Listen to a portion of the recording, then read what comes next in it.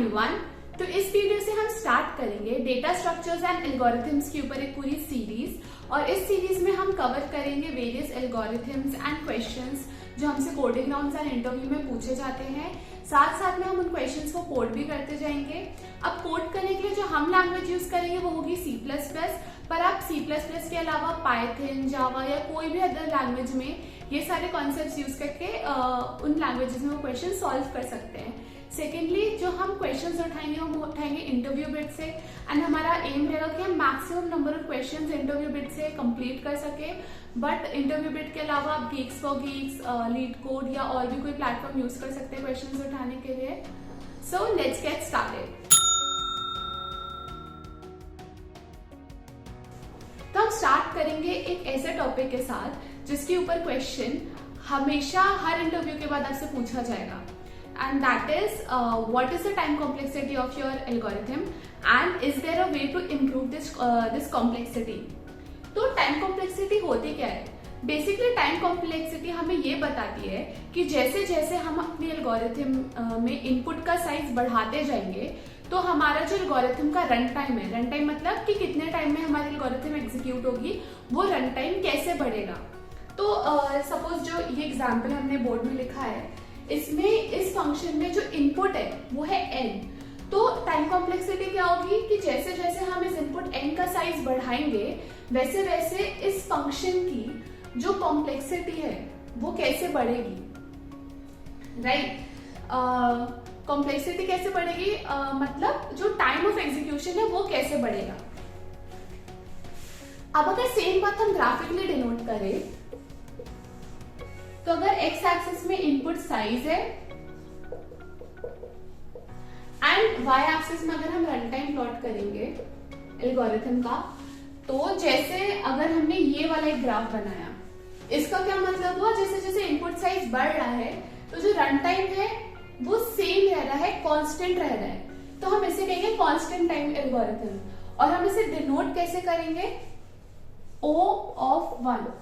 तो जब भी हमें किसी भी एल्गोरिथम की टाइम कॉम्प्लेक्सिटी डिनोट करनी रहती है तो हम बिग O नोटेशन यूज करते हैं। बिग O नोटेशन का ये मतलब होता है कि वर्स्ट केस में जो एल्गोरिथम है ये इतना टाइम लेगा। सिमिलरली अगर हमने ये ग्राफ प्लॉट किया, इसका क्या मतलब है, जैसे जैसे इनपुट साइज बढ़ रहा है जो रन टाइम है वो लीनियरली बढ़ रहा है। तो मतलब इसका जो टाइम कॉम्प्लेक्सिटी है वो होगा बिग O ऑफ n। ये कुछ एग्जांपल्स है जो हम डिस्कस करेंगे टाइम कॉम्प्लेक्सिटीज निकालने के लिए। तो जो पहला एग्जांपल है वो ये है, इसमें हर एक कमांड को हम एक आइटरेशन बोलेंगे एंड हर आइटरेशन के रन होने का जो टाइम है वो हम 1 यूनिट बोलेंगे। तो जो ये आइटरेशन है ये 1 यूनिट ऑफ टाइम लेगा रन होने के लिए। अब फॉर लूप के अंदर 3 ऑपरेशंस परफॉर्म हो रहे हैं। जो पहला ऑपरेशन है वो है i = 0 को इनिशियलाइज करने का, तो ये एक आइटरेशन हुआ और ये 1 यूनिट ऑफ टाइम लेगा रन होने के लिए। जो दूसरा है वो है i n। तो जो ये वाला आइटरेशन है वो n+1 टाइम्स रन होगा, क्योंकि n+1 टाइम्स कंपैरिजन होंगे, लास्ट में फॉल्स आएगा, ये फॉर लूप से बाहर आ जाएगा। तो इसका जो टाइम यूनिट होगा वो होगा n+1। एंड ये वाला जो i++ आइटरेशन है ये n टाइम्स रन होगा because i n times increment होगा, तो दिस विल बी n। तो जो पूरे टोटल फॉर लूप है इसका टाइम यूनिट आ जाएगा 2n+2। अब ये वाली जो कमांड है इसमें x+i एक आइटरेशन होगा एंड x+i लेगा 1 यूनिट ऑफ टाइम रन होने के लिए। फिर जो असाइन होगी ये वाली x को वो लेगा एडिशनल 1 यूनिट, तो टोटल 2 यूनिट ऑफ टाइम लेगा ये एग्जीक्यूट होने के लिए। बट ये जो है ये n टाइम्स रन हो रहा है, तो इसका जो टोटल टाइम हो जाएगा वो होगा 2n। तो ये जो पूरा पीस ऑफ कोड है इसकी जो टाइम कॉम्प्लेक्सिटी है, दैट मींस टोटल टाइम जिसके लिए रन होगा, that will be 2n+2+2n 4n+3। पर हम इसे ऐसे डिनोट नहीं करेंगे। जब भी हम टाइम कॉम्प्लेक्सिटी की बात करेंगे तो 2 चीजें हमें ध्यान में रखनी पड़ेगी। जो पहली चीज है वो ये है कि जो भी कांस्टेंट टर्म्स होती है हम उन्हें ड्रॉप कर देते हैं एंड हम हमेशा हायर ऑर्डर टर्म्स में लिखते हैं टाइम कॉम्प्लेक्सिटी। फॉर एग्जाम्पल इसमें हम 3 को ड्रॉप कर देंगे and 4 and high order term है और 4 को भी ड्रॉप कर देंगे, तो इसकी जो टाइम कॉम्प्लेक्सिटी आएगी वो होगी O ऑफ n। कुछ केसेस में हो सकता है कि जैसे जो n के साथ ये जो कांस्टेंट है वो बहुत ज्यादा ऑर्डर का, लाइक 10 टू द पावर 5 इतने ज्यादा ऑर्डर का हो। तो अगर कुछ ऐसा आ रहा है कि O of n 10 to the power 5 of n, मतलब ये दोनों टर्म्स कंपेरेबल अगर रहेंगी एंड ये बहुत ज्यादा है, तो इन केसेस में हम जो टाइम कॉम्प्लेक्सिटी है वो O of k of n से डिनोट कर। तो नेक्स्ट एग्जांपल हम ये वाला देखेंगे जो कि एक नेस्टेड फॉर लूप का है।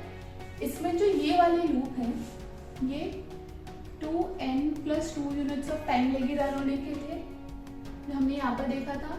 जो ये वाली फॉर लूप है, हर एक for loop 2n+2 unit of time लेगी रन होने के लिए एंड ये n टाइम्स रन होगी।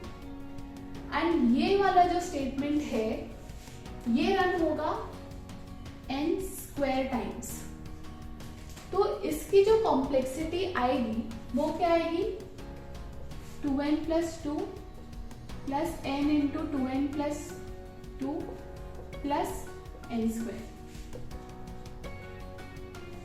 जो हो जाएगी 2n+2 plus 2n² plus 2n plus n², जो कि हो जाएगी 3n² प्लस 4n प्लस 2। तो जो हमारा Pn है that will be big of 3n² plus 4n plus 2।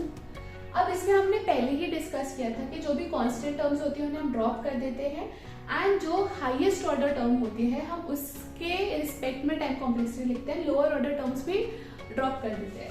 तो इसमें हाईएस्ट ऑर्डर टर्म कौन सी है, n²। तो इस क्वेश्चन की टाइम कॉम्प्लेक्सिटी क्या हो जाएगी, O ऑफ n²।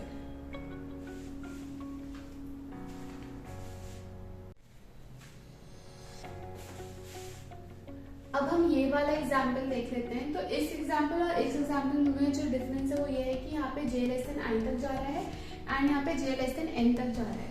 तो ये वाली जो लाइन है इसका हमें पता है कि 2n+2 यूनिट्स ऑफ टाइम लगेगा इसे एग्जीक्यूट होने के लिए। ये वाली लाइन में j is equal to 0 n times initialize होगा। अब j लेस देन i ये कितनी बार रन होगा, तो जब j, अभी यहाँ पे कॉलम बना लेते हैं i और j का, तो जब i 0 रहेगा तो ये वाला जो कंपैरिजन है j लेस देन i वो एक बार रन होगा। क्यों, क्योंकि जब i 0 है तो j 0 से इनिशियलाइज हुआ, इसने चेक किया कि j is less than i है कि नहीं, मतलब इस 0 लेस देन 0 है कि नहीं, फॉल्स रिटर्न हो गया और ये वाली लूप एग्जीक्यूट नहीं हुई। इसलिए जब i 0 है तो j एक बार ये वाली जो j लेस देन i वाली लाइन है वो एक बार एग्जीक्यूट होगी। सिमिलरली जब i 1 होगा तो ये 2 बार होगी, जब i 2 होगा तो ये 3 बार होगी एंड सो ऑन। तो मतलब जब i n होगा तो ये n+1 टाइम्स एग्जीक्यूट होगी। तो टोटल यूनिट ऑफ टाइम क्या हो जाएगा इसका एग्जीक्यूट होने का, इस सबका sum which is 1+2 +3 plus up to n+1। तो हमें पता है कि sum of n natural numbers n into n+1/2 होता है। अब इस केस में n क्या है, n+1, तो जो इसका जो पूरा सम है वो आ जाएगा n+1 इंटू n+2/2। इसको अगर हम मिटा के यहाँ पे अच्छे से लिख लेते हैं,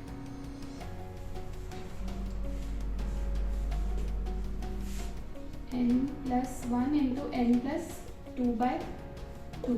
अब अगर हम सिमिलरली निकालें कि j++ कितनी बार एग्जीक्यूट होगा, ये आप खुद एक्सरसाइज कर सकते हैं, तो वो आएगा n इंटू n+1/2। अब हमारा काम बचा ये निकालने का, ये जो सी आउट है ये कितनी बार एग्जीक्यूट होगा, ये भी एग्जीक्यूट होगा n इंटू n+1/2 टाइम्स, जितने टाइम्स j++ हो रहा है इस केस में। क्यों, क्योंकि जब i इज इक्वल टू 0 रहेगा तो ये वाली लाइन एक भी बार एग्जीक्यूट नहीं होगी। जब i इज इक्वल टू 1 रहेगा तब ये वाली जो लाइन है वो एक बार एग्जीक्यूट होगी, जब i इज इक्वल टू 2 रहेगा तो 2 बार एग्जीक्यूट होगी, तो जब i is equal to n रहेगा तो ये n टाइम्स एग्जीक्यूट होगी। तो टोटल टाइम इसको एग्जीक्यूट करने का जो होगा वो क्या हो जाएगा 1 + 2 + 3 अप टू n टाइम्स, जो कि हो जाएगा n × n + 1/2। मतलब ये वाली लाइन को एग्जीक्यूट करने के लिए भी टाइम लगा n × n + 1/2। अब हम जब इन तीनों को ऐड करेंगे तो बहुत क्लियरली विजिबल है कि एक n² ऑर्डर का कॉम्प्लेक्सिटी आएगी। और अगर n² ऑर्डर की कॉम्प्लेक्सिटी है तो सारे कांस्टेंट ड्रॉप करने के बाद एंड कोएफिशिएंट्स ड्रॉप करने के बाद हम कह सकते हैं कि इस पीस ऑफ कोड की जो टाइम कॉम्प्लेक्सिटी है that is O of n²। तो as a general rule of thumb हमें हमेशा ये पूरे कैलकुलेशंस करने की जरूरत नहीं है, बस इतना याद रख सकते हैं कि जब भी फॉर लूप ऐसे टाइप की हो i = 0, i n, i++ की जगह i +10, i +20, i+ एनीथिंग हो सकता है। और हमारे ये जो अंदर वाले जो भी पीस ऑफ कोड है फॉर लूप के अंदर, इसको एक कांस्टेंट टाइम लगता है एग्जीक्यूट होने के लिए। तो जो इस कोड की टाइम कॉम्प्लेक्सिटी है वो आएगी ऑर्डर ऑफ n। सिमिलरली भले ऐसा केस हो कि j i हो या ऐसा केस हो कि j n हो, ऐसे कैसे भी केसेस में जब भी अंदर ये वाला जो पीस ऑफ कोड है कांस्टेंट टाइम लेता है एग्जीक्यूट होने के लिए, तो हमारी जो टाइम कॉम्प्लेक्सिटी है वो O of n² आती है। हम एक और एग्जांपल देख लेते हैं। तो वो है y n > 0, n को हम n/2 करेंगे। मतलब अगर n 16 है तो n/2 क्या हो जाएगा 8, फिर n क्या हो जाएगा 4, फिर n क्या हो जाएगा 2, फिर n क्या हो जाएगा 1, फिर n क्या हो जाएगा 0। तो इस पीस ऑफ कोड की जो टाइम कॉम्प्लेक्सिटी है वो क्या होगी? तो अगर हमने माना कि मतलब n ले लिया, फिर n कैसे होगा इस कोड पीस के हिसाब से डिक्रीमेंट n/2, फिर क्या होगा n/2², फिर क्या होगा n/2³। इसको ले सपोज 2 के पार t आइटरेशन लगता है 0 तक पहुंचने के लिए, तो 1 तक पहुंचने के लिए उसे कितना आइटरेशन लगेंगे 2 के पार t - 1 which will be equal to 1। तो n is equal to 2 के पार t - 1 हम ले सकते हैं। अगर हमने दोनों साइड log base 2 ले लिया तो ये आ जाएगा log of 2 की पार t/2।